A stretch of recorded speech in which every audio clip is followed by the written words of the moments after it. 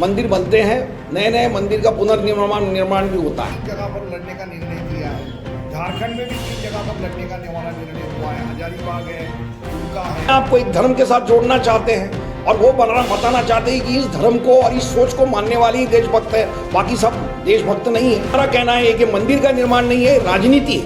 जात और धर्म की जैसी गलत बातें आज भी देखेंगे। मंदिर निर्माण के नाम पर जिस तरह से जुलूस करके वो राजनीति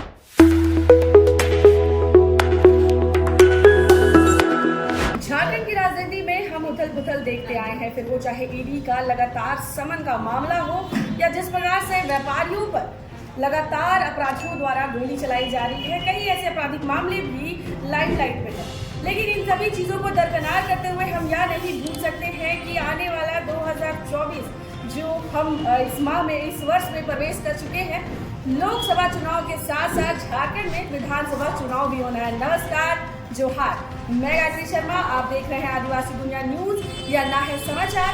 ये है जनता के विचार। झारखंड में विधानसभा के चुनाव को लेकर के सभी पार्टियां एड़ी चोटी की जोड़ लगा रही है, फिर चाहे प्रचार प्रसार की बात हो या जनाधार को मजबूत करने की बात हो।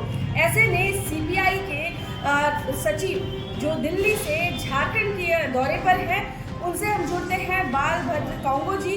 उनसे हम सीधे बातचीत करते हैं कि आखिर सीपीआई को लेकर के जनाधार से किस प्रकार इस वर्ष जुड़ेंगे और क्या क्या मुद्दाएं उनकी रहेंगी जो कहीं ना कहीं जनता के होंगे। सर, सबसे पहले तो आदिवासी दुनिया में आपका स्वागत है। सबसे पहले तो मैं झारखंड की जनता को नए साल की मुबारकबाद देता हूँ और उम्मीद करता हूँ कि आने वाले साल में इस जनता को खुशहाली से आगे बढ़ने का मौका मिलेगा। सर, इस बार किन मुद्दाओं पर ज़्यादा फोकस रहेगा, क्योंकि चुनाव भी है और कहीं ना कहीं बड़े सवाल इस बार ईडी हो या इस बार से झारखंड की जनता त्रस्त रही है। देखिए, हमारे देश के सामने कई चुनौतियाँ खड़ी हैं। कुछ चुनौतियाँ जो है वो परिस्थिति ने तैयार की है और कुछ चुनौतियाँ जी सरकार की गलत नीतियों की वजह से तैयार हुई। जैसे कि हम अभी देखते हैं कि झारखंड, केरल, बंगाल, दिल्ली और पंजाब जैसी जगह पर जहाँ पर बीजेपी का राज नहीं है, वो सभी राज्यों को तकलीफ दी जा रही है। कभी राज्यपाल के द्वारा या कभी ईडी के द्वारा तकलीफ दी जा रही है और संघ राज्य व्यवस्था जिसको हम फेडरलिज्म कहते हैं वो संकट में है। अब ये किसकी वजह से है? तो ये बीजेपी की सरकार की नीतियों के वजह से है। भारत एक संघ राज्य व्यवस्था है और हमारी देश की अगर एकता रखना है, विविधता में एकता, ये हमारा जो कंसेप्ट है, स्लोगन है, उसको अगर आगे लेके जाना है तो संघ राज्य व्यवस्था सीखना बहुत जरूरी है और उसको ही नष्ट करने की बीजेपी की सोच है। उसके लिए हम बीजेपी का विरोध करते हैं और आने वाले 2024 में जनता ने इसका फैसला करना चाहिए, हमारा कहना है। जी, सीट शेयरिंग की बात हम करें तो इधर सीपीआई इस इंडिया गठबंधन में क्या किसी सीट पर लड़ने के लिए? देखिए, 2 तरीके से इसको देखा जा सकता है कि सीपीआई एक पार्टी है जिसको अब 100 साल पूरे होने वाले हैं, तो ये पार्टी अपनी ताकत को बढ़ाने के लिए अपनी तरफ से कोशिश करेगी, अपने कार्यकर्ताओं को इकट्ठा करके, अपने राज्य परिषद को इकट्ठा करके इलेक्शन की तैयारी करेगी और वो प्रक्रिया हमारी चालू हो गई है। जैसे बिहार में हमने 3 जगह पर लड़ने का निर्णय किया है, झारखंड में भी 3 जगह पर लड़ने का हमारा निर्णय हुआ है। हजारीबाग है, दुमका है और चतरा, ये 3 जगह पर हम लड़ने के लिए तैयारी कर रहे हैं। लेकिन साथ साथ हमको ये बीजेपी की जो सोच है और जो नीतियां हैं उसको परास्त करना, इसको हराना भी जरूरी है और उसके लिए जो लोग बीजेपी को हराना चाहते हैं उन सबको साथ में लेकर हम जो है एक इंडिया अलायंस का भी काम कर रहे हैं। तो इंडिया अलायंस में जहाँ पर हमको सीट छुड़ेगी वहाँ पर हम एडजस्ट करके उतनी सीट लड़ाएंगे।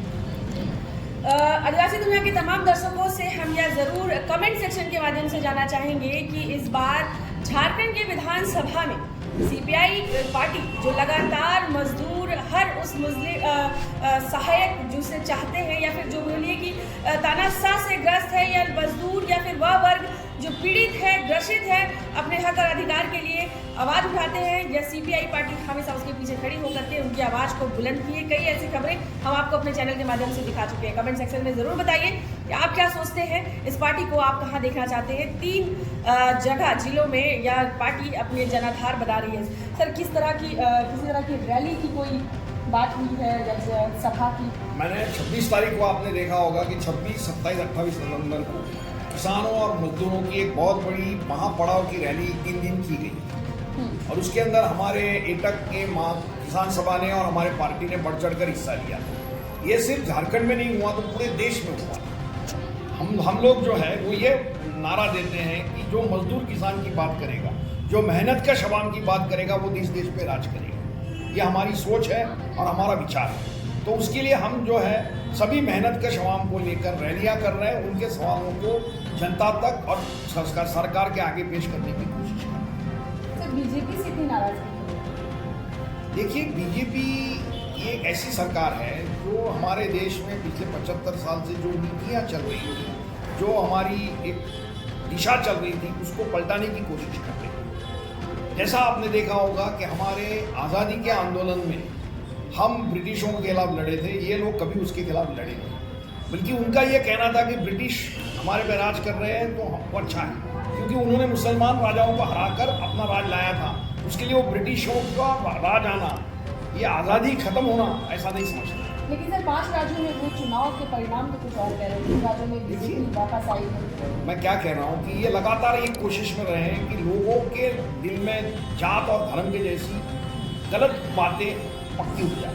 आज भी देखेंगे मंदिर निर्माण के नाम पर जिस तरह से जुलूस करके वो राजनीति कर रहे हैं, आने वाले दिनों में जैसे कि वही एक मुद्दा लोगों के सामने रहे, ये कोशिश कर रहे हैं।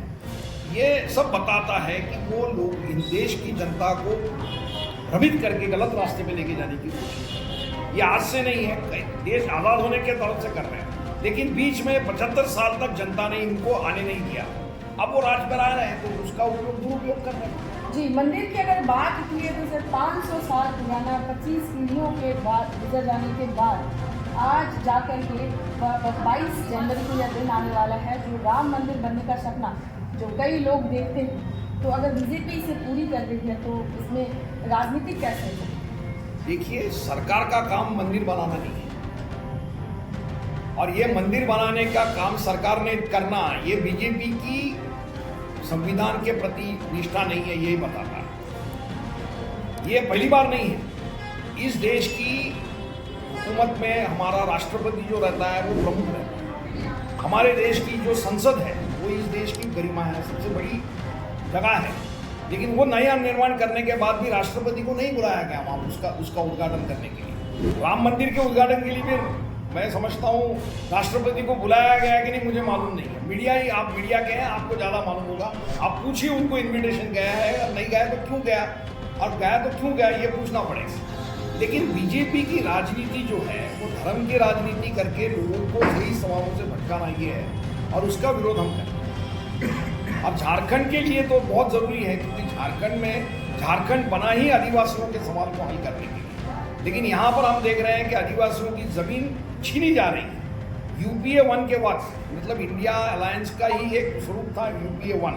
वो यूपीए 1 के वक्त हमने कानून बनाया और आदिवासियों को जंगल ज़मीन देने का और आदिवासियों के गांवों को पेशा कानून का हक देने का हमने तय किया। लेकिन उसके ऊपर पाबंदी नहीं हो रही है। बीजेपी सरकार जो है इस कानून को नज़रअंदाज कर रही है और आदिवासियों की ज़मीन छीनने की कोशिश कर रही है।